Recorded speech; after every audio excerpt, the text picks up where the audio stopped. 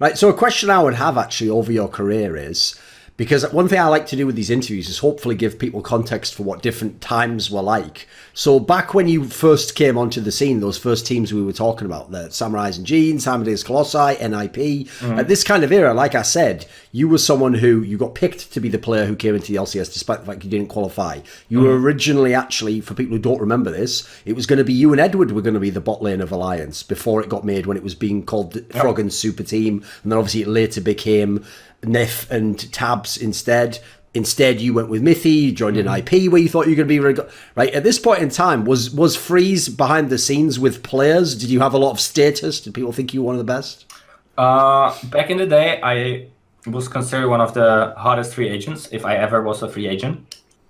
When I joined the Renegade, before I joined Renegades, before I joined H2K, I was basically considered one of the top ADCs in Europe.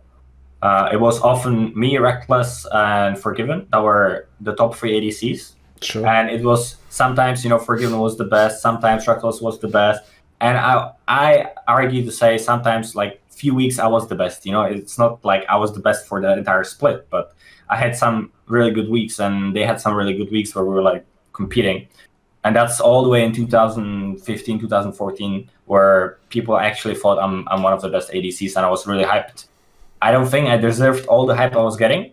I think I was slightly overhyped, but it is what it is. I had that reputation back in the day, and before Renegades and H2K, there were like 10 or 15 offers of LCS and LAC combined before the amateur leagues. I don't even count the amateur leagues because I had so many LAC and LCS offers back then that I didn't care about amateur leagues at all.